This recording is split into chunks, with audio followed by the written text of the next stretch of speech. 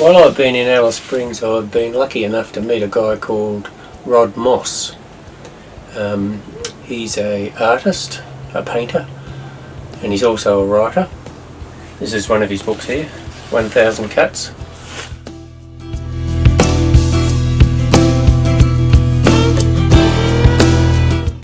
He works very closely with Aranda people here and has done so over several decades. I think he's lived in Alice Springs for 30 years or so.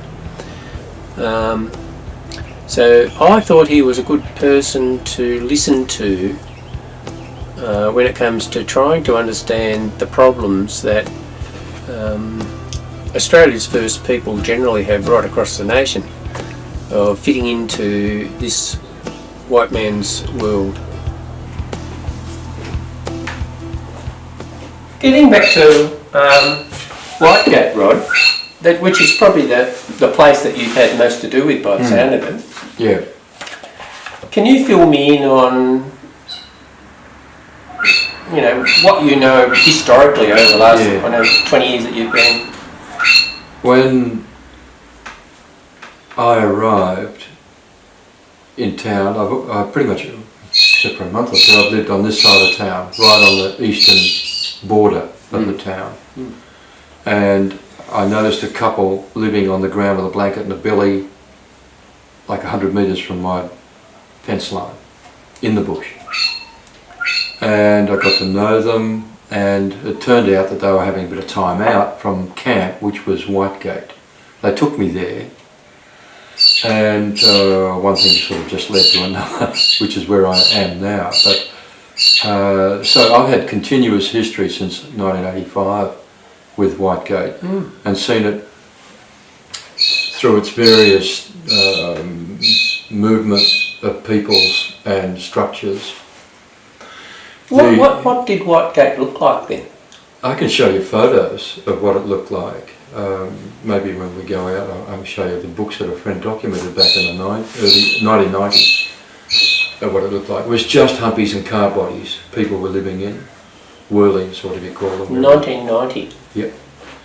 And in fact, Telly gave me this book 2 years ago. I'd forgotten exactly just how threadbare it was. And people were living much closer together. There were many more of them. There was probably 40 people most of the time. And so Whitegate had been established. I'd been shown by some of the older men other places that they had dwelt in, close to Whitegate, over the generations. And I don't know how far back those generations go. Probably. We're just going to shut the door. We've got the buses and birds. And the bird, yeah. Sound out a bit. So some of the older men showed me sites where they'd camped as family, probably as far back as the establishment of Whitefellas Undulia Station, but say 1880s, 1890s. And in very cold weather they moved back to that creek, Pebble Creek, and I know where the soaks are that they were using when I went there in winter time sometimes to run water and food out. And Whitegate at that point, as I said, was pretty elementary, just whirlies and car bodies. There was an accident at an outstation, about 30k out, where a senior man of the blackfella Hayes family was killed in a turnover at Emily Gap. And one of the Johnson men, who was drunk and driving and rolled the car, walked away from it. I think he might have been the only survivor. The others were killed. It was always blackfella Hayes' place, that stretch of the creek and Whitegate as we call it today. And they had this outstation, so they were living there where that old man, senior man was, and at Amungana. At Whitegate there were Neils, Riders and Johnsons. So when I might show you those photos, who we're seeing there is Neils, Riders and Johnsons, who were married into the Hayeses. It's a Hayes place. From the river here and Wantalera all the way out past Undulia is Hayes traditional country. So I think you said to me once before that they took on the name of the people who originally owned the station. Yeah. So there's Whitefella Hazes, and there's, you know, the Blackfella family. And Whitegate being close to Alice Springs, that was being used as their Alice Springs accommodation, basically. Yes, yeah. See, the Johnsons' homeland is in the Simpson Desert, the tip of the Simpson Desert. They had no town place, but they were fringe dwellings with resources. And by agreement with the Blackfella Hazes, they had Whitegate. But when the Johnson man rolled that car and was responsible for the death of the senior Hayes man, the Johnsons were persona non grata and had to leave. So they spread around town on the hills and creeks and whatever. They had no place. One or two of them had relatives that they could sleep on a veranda or something in desperate weather.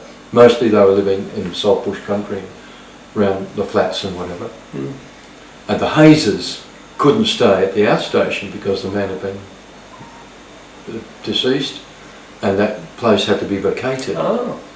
That's standard. Yeah. Still standard today. If there's someone in a housing commission house that dies, everyone leaves.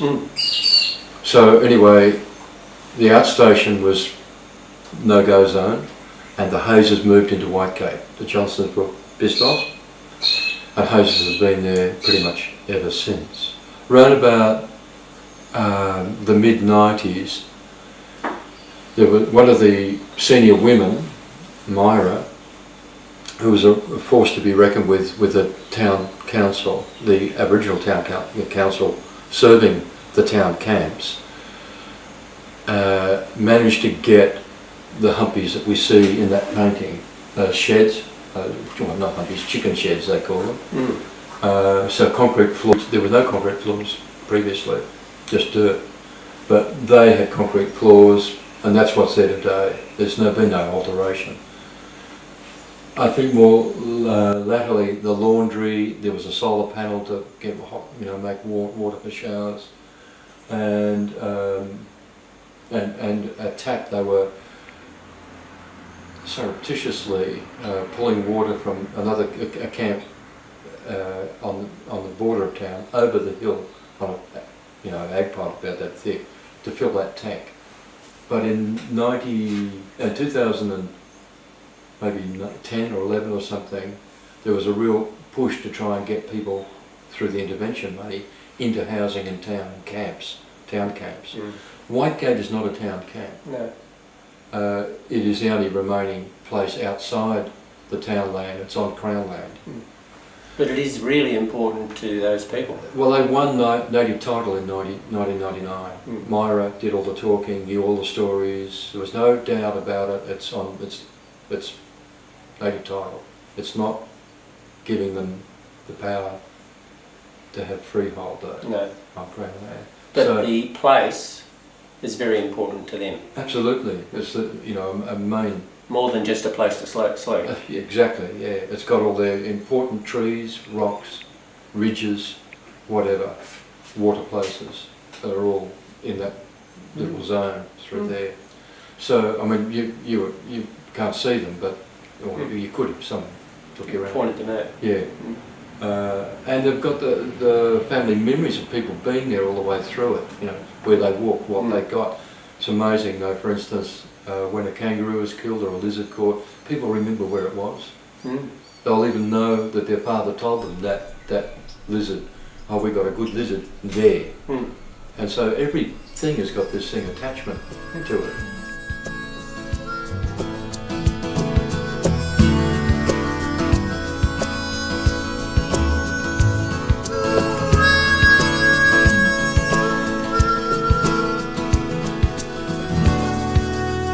Talk with me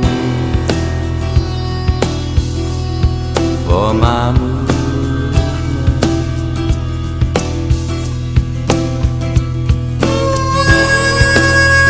Walk with me for my movement.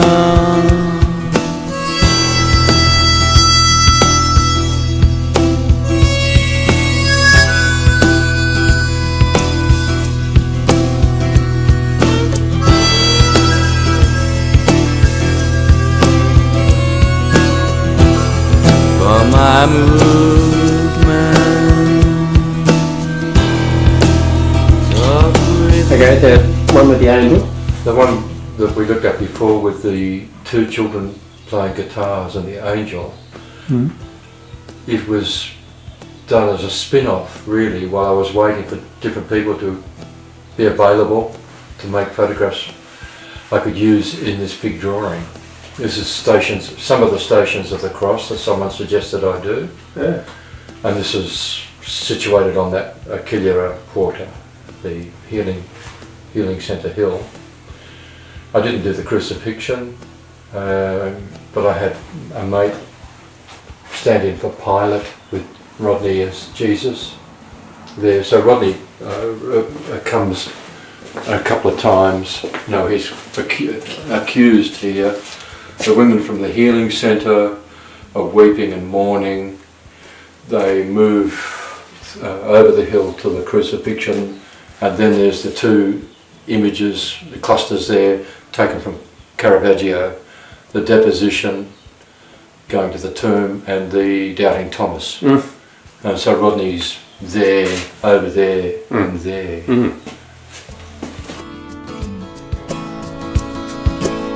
Talk with me.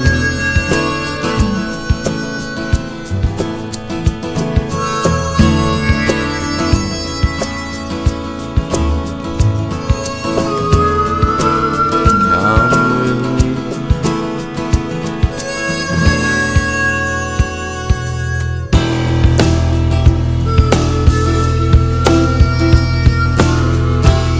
For my movement, come with me. White Gate, and I had to come, when I came back I thought, well, why is it called White Gate and what is there? Because I could see nothing. Yeah. It just seemed like no man's land. It'd be great if the paintings work in some way to bring attention to those kinds of connections. It doesn't require me to stand next to them and or in front of them and say something. But Is it because these white fellas just don't understand subtle, I wonder? They don't understand nuance or something, and we just don't it's see just attuned to a different subtle. I don't think we're immune to subtleties and nuance. It's just that we're educated differently in a different direction, and in many cases it's a totally different direction. The understanding of land is absolutely crucial to relationships for Indigenous people. It. At least they are here. I can't speak for Australia. I've never even pretended to. No. Not even the groups beyond Alice Springs. I just know, a little bit of what's here. So you will have read of some of the history of the area and whatever? Yeah, yeah.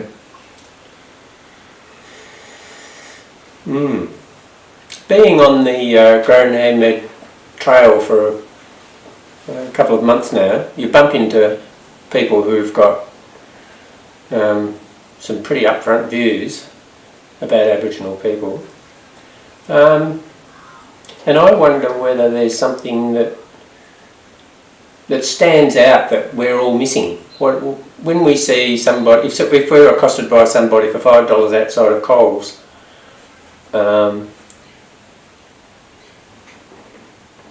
what is it?